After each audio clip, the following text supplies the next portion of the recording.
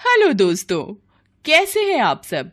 हमारी कहानियां देखने के लिए हमारे चैनल को सब्सक्राइब कीजिए और हाँ, बेल आइकॉन पर क्लिक करना मत भूलिएगा। काम वाली भी सास से कम नहीं।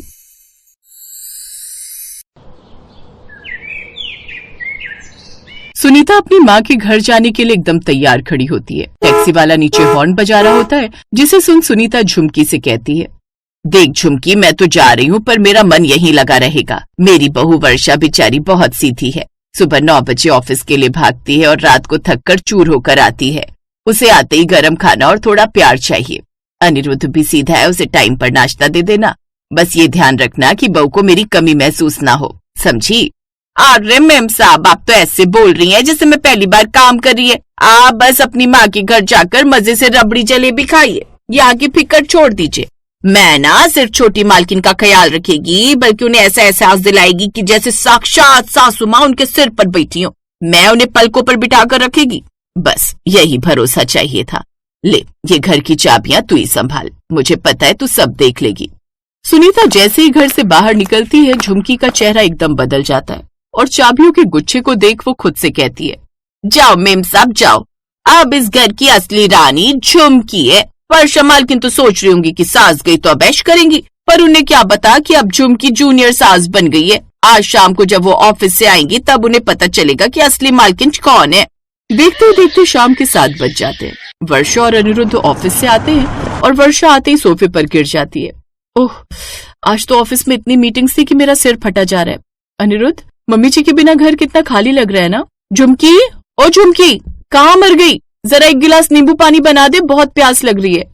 झुमकी अंदर से मटकती हुई आती है, लेकिन उसके हाथ में नींबू पानी नहीं बल्कि एक मोटा झाड़ू होता है। वो वर्षा के सामने आकर खड़ी हो जाती है और उसे घूरने लगती है। ए वर्षा, ये क्या तरीका बात करने का? घर में घुसते ही चप्पलें यहाँ वहाँ फेंक दी, बैग सोफे पर ऐसे पटका जैसे कोई कूड़ा हो। क्या तुम्हारे ऑफिस में तमीज नहीं सिखाते? और ये नींबू पानी क्या लगा रखा है? हाथ पैर सलामत है, जाओ रसोई में फ्रिज रखा है, खुद बनाकर पी लो। मैं यहाँ तुम्हारी नौकरानी नहीं, तुम्हारी देखभाल करने वाली हूँ और मेरा काम तुम्हें आलसी बनाना नहीं है। झुमकी, ये तो क्या बोल रही है? तेरा दिमाग तो खराब नहीं हो गया? मम्मी तुझे हमारा ख्याल रखने को बोलकर गई थी। छोटे मालिक, आप तो चुप ही रहिए। मर्दों को घर के मामलों में नहीं पड़ना चाहिए। बड़ी मालकिन ने कहा था बहू का ख्याल रखना, और ख्याल रखने का मेरा पहला नियम यही है कि बहू को काम चोर ना बनने दूं। वर्षा, चलो खड़ी हो और ये जूते उठाकर रैक में रखो। और सुनो, आज रात को खाने में सिर्फ उबली हुई लौकी की सब्जी बनेगी, क्योंकि बड़ी मालकिन कहती है कि बाहर का खा खा कर तुम्हारा दिमाग खराब हो गया है। लौकी? मुझे लौकी से नफरत है झुमकी, तुम अपनी हद पार कर रही हो। कल सुबह मैं मम्मी जी को फोन करके तुम्हें काम से निकलवा दूंगी। निकाल दो, पर अब भी तो मैं ही मालकिन है, और अगर ज्यादा जुबान लड़ाई ना तो अभी मेम साहब को फोन लगा दूंगी कि तुम्हारी बहू घर आते ही मुझ गरीब पर चिल्लाती है और तुम्हारी पीठ पीछे तुम्हारी बुराई कर रही थी। फिर देख लेना, मेम साहब वहीं से ऐसा डांटेगी कि ऑफिस जाना भूल जाओगी।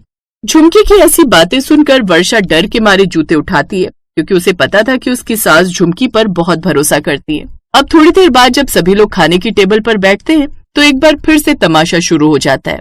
ये क्या है? दाल में नमक नहीं है और लौकी की सब्जी में मिर्च गायब है। ऐसा खाना तो कोई बीमार भी ना खाए। नमक ज्यादा खाना सेहत के लिए बुरा है वर्षा, और मिर्च से दिमाग गर्म होता है। चुपचाप खाओ और इसके बाद सारे बर्तन रसोई में ले जाकर रगड़ रगड़ कर धो देना। मैं आज जल्दी सोएगी क्योंकि मुझे सुबह 5 बजे उठकर तुम्हें जगाना है। 5 बजे क्यों? पागल हो गई है क्या?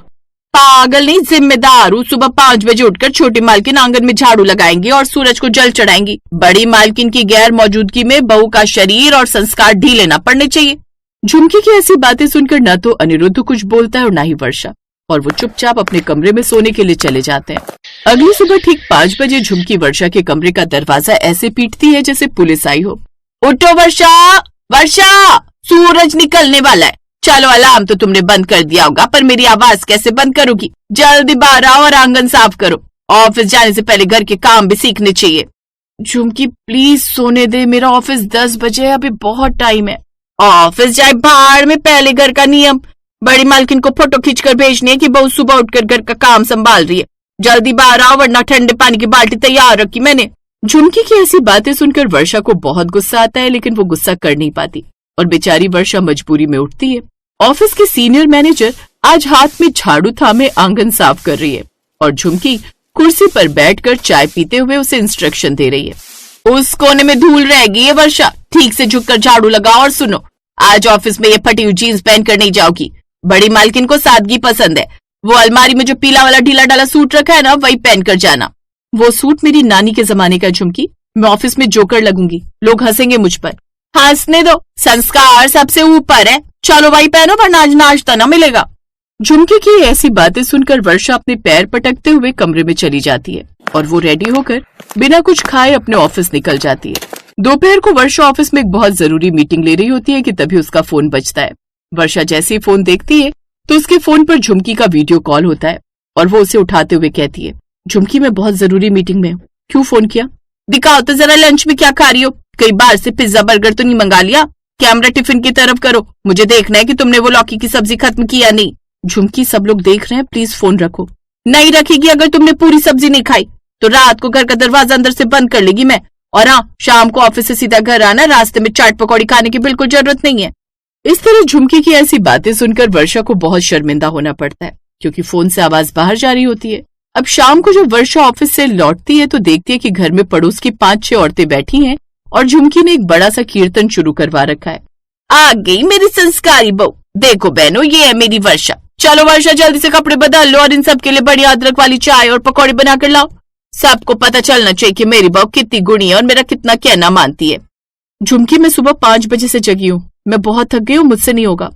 वर्षा की ऐसी बातें सुनकर झुमकी अब वर्षा के पास जाती है और उसके कान में धीरे से कहती है, बड़ी मालकिन को अभी वीडियो कॉल करूँ क्या? बोल दो कि बहू घर आए मेहमानों की बेइज्जती कर रही है, फिर वो वहीं से परेशान हो जाएंगी। झुमकी की ऐसी बातें सुनकर वर्षा उसे घूरने लगती है और चुपचाप वो बेचारी किचन में जाकर 20 लोगों के लिए चाय नाश्ता बनाती है।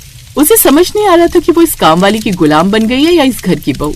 इसी तरह समय गुजरता है और देखते ही देखते 4 दिन बीत जाते हैं और आज यानी चौथे दिन सुनीता अपने मायके से वापस आ जाती है, जहाँ सुनीता अपनी बहू को किचन में देख हैरान हो जाती है और कहती है, अरे घर में ये सब क्या हो रहा है और मेरी बहू रसोई में पसीने पसीने होकर क्या कर रही है? मम्मी जी आप आ गई। आप नहीं जानती इन 4 दिनों में मेरे साथ क्या हुआ है। प्लीज इस झुमकी को इसी वक्त काम से निकालिए, इसने मेरा जीना हराम कर दिया है। ये खुद को आपकी भी सास समझने लगी है। अरे मेम साहब, छोटी बहू ये क्या बोल रही है? मैंने तो बस वही किया जो आपने कहा था। आपने कहा था बहू का ख्याल रखना, उसे एहसास मत होने देना कि सास घर में नहीं है, तो मैंने इन्हें बहुत कुछ सिखाया। सुबह जल्दी जगाया, सादगी का पाठ पढ़ाया। अब अगर बहू को सुधारना गुनाह है तो मुझे सजा दे दीजिए। अरे मेरी पागल झुमकी, मैंने ख्याल रखने को कहा था, उसे टॉर्चर करने को नहीं। बहू तू परेशान मत हो, अब मैं आ गई हूँ, पर एक बात माननी पड़ेगी, झुमकी के डर से ही सही तूने घर का सारा काम सीख लिया। जी मेम साहब, जैसे वर्षा कल सुबह का नाश्ता तुम ही बनाना, क्योंकि मुझे अब सासू माँ वाले रोल की ऐसी आदत हो गई है कि अब मेरा काम करने का मन नहीं कर रहा। मालकिन बनने में जो मजा है वो झाड़ू लगाने में कहाँ। झुमकी की ऐसी बातें सुनकर अब सुनीता और अनिरुद्ध ठहाका मारते हैं, जबकि वर्षा झुमकी को ऐसे घूरती है जैसे वो उसे कच्चा चबा जाएगी। तो वहीं झुमकी भी हंसते हुए मटकती हुई रसोई में चली जाती है और अपने कामों में व्यस्त हो जाती।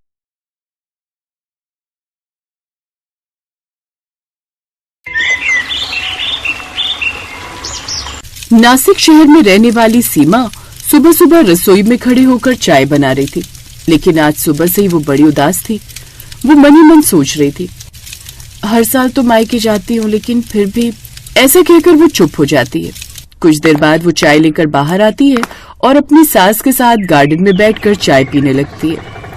इतने में पड़ोस वाले घर में उनकी बेटी रूपाली ऑटो से उतरकर अपने मायके आती है। अरे रूपाली आई है? अरे हाँ, आज भाई दूज है ना, इसीलिए आई होगी। बहू तूने भी तो आज मायके जाना होगा ना। सीमा चुप रही, फिर कुछ देर बाद बोली, माँ जी इस बार जाने का मन नहीं है। क्यों बेटा? भाई है, भाभी है, माँ है, पूरा परिवार है, तू जाएगी नहीं तो बुरा मान जाएंगे। माँ जी मायके जाकर भी क्या करूँगी?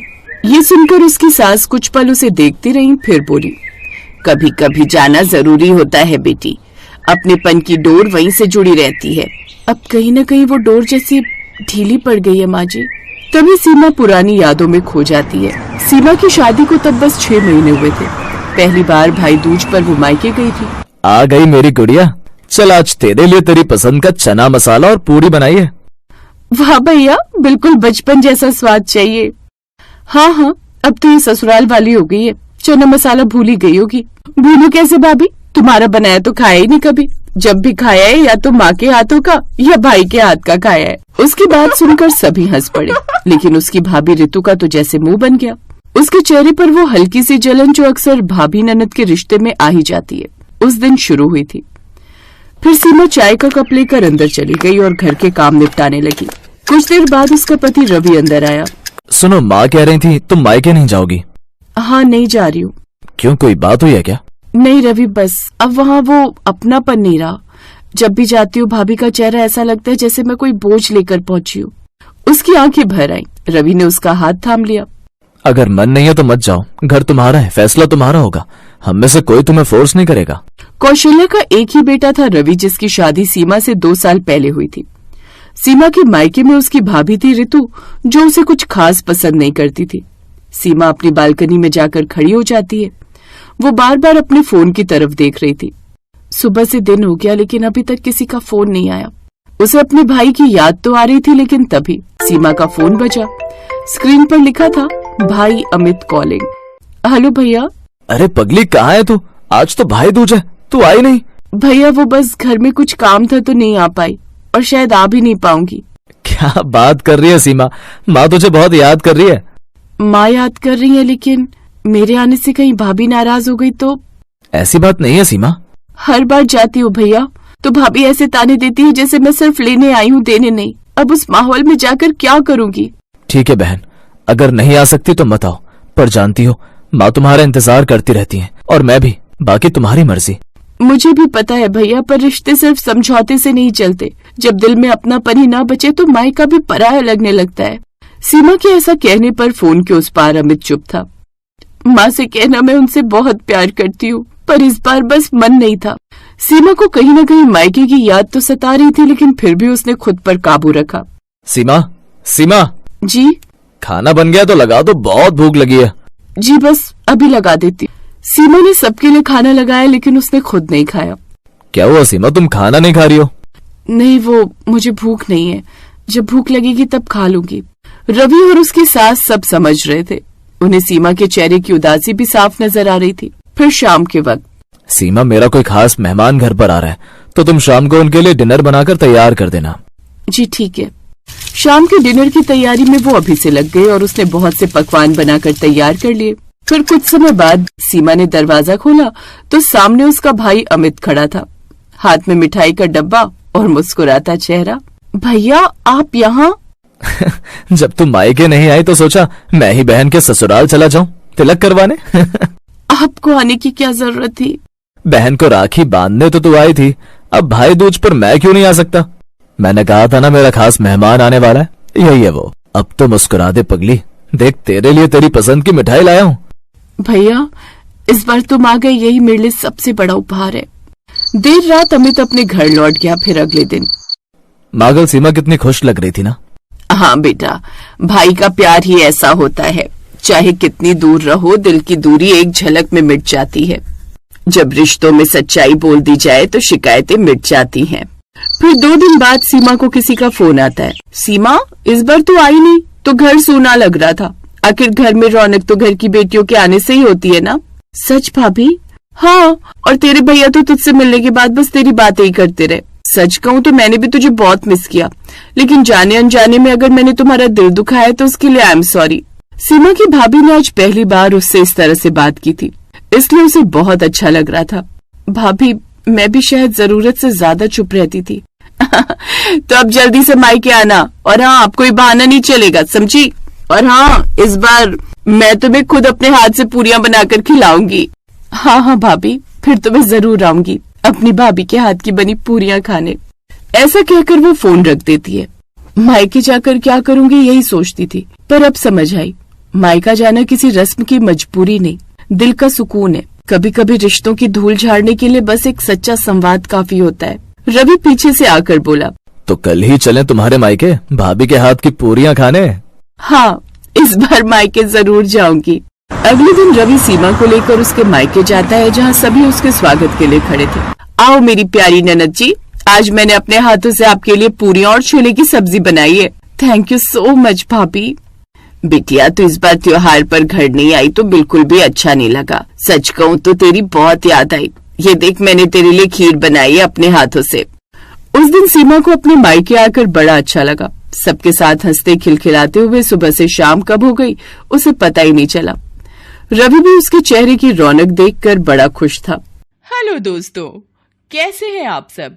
हमारी कहानियां देखने के लिए हमारे चैनल को सब्सक्राइब कीजिए और हाँ, बेल आइकॉन पर क्लिक करना मत भूलिएगा।